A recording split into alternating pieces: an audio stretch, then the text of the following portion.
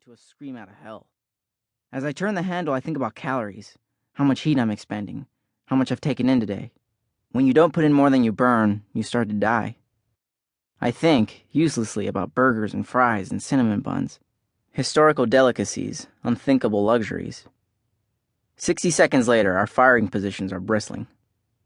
6 guns, a good part of our arsenal, point down Fifth Avenue from the slits in the armored school bus blocking the street, plus Donna's sniper rifle behind them. The doors of the buildings approaching the barricade were boarded up months ago and the street cleared as a free fire zone. Wash has joined the party. I'm looking for him to take the lead, but Generalissimo Washington just shrugs. Your turn, little brother. They're heavily armed, I say, as in, this is no time for practice. Then you better have a plan, says Wash.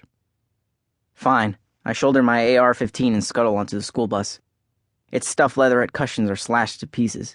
The walls are tagged with gallows humor. Party at my house tonight. Parents dead. Fuck the world. Me. No, fuck you. The world. Remember, today is the first day of the rest of the end of everything. I walk past the kids in the firing line, and I notice that even when the world has gone to hell, people still have a sense of fashion. The looting opportunities in our particular neck of the woods have made for some pretty eclectic looks. Prada overcoats with military insignia, peasant dresses cinched with ammo belts. This guy Jack even went full-on transvestite. It's not like his folks are going to kick him out, and no one else is going to quarrel with him.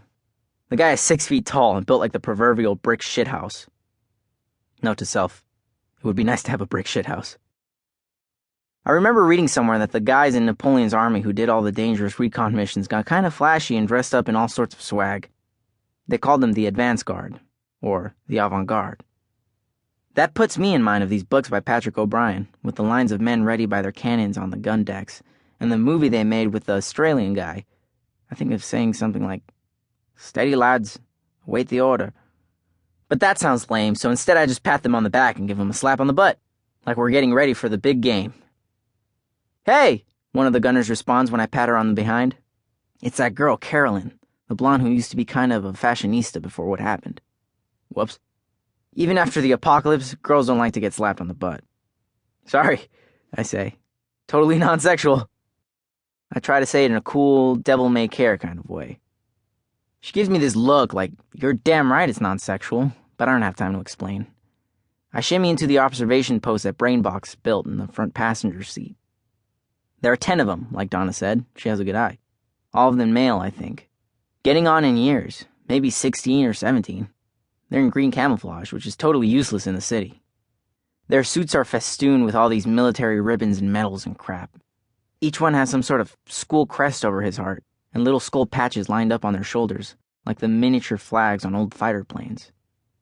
There's a guy hefting one of those chunky machine guns, the kind with a feeder belt of bullets, a BAR? Wash knows what that's called. And I'm worried about the flamethrower another guy has, which, as I'm watching, he ignites with an old Zippo lighter. Bandoliers, grenades, grappling hooks, the works. AR-15s like mine. They must have hit an armory. "What do you want?" I shout. Aggressive, but not too showy. The way Wash would do it. "I want to talk to the boss," says one of the strangers. A blonde kid, 17 maybe, blue eyes, cheekbones. Quarterback type. Type I wouldn't like before it happened. Type I don't like even more now. Everyone in the bus waits for Wash to say something, but Wash has left me high and dry here. Thanks, brother. I return my mouth to the speaking tube. Ow. Gotta get Brainbox to cushion the mouth hole. "I'm the boss." "You're kinda young for the boss," says Cheekbones. Our eyes meet through the ballistic glass. "I'm the boss, okay? What do you want?" But Cheekbones doesn't want to get to the point. He bows and starts intoning a speech, like he's wandered in from Game of Thrones. "Greetings to the Washington Square clan from the Uptown Confederation. We seek to parley." One of the kids in our firing line titters, and I think they hear it, because they look at one another like they were expecting some sort of ceremonial response. "Parley means," says Cheekbones. "I know what parley means," I say. "You could just say you want to talk." "Fine, we want to talk, okay? We want to talk business." They pull something forward on a leash. It's a pig.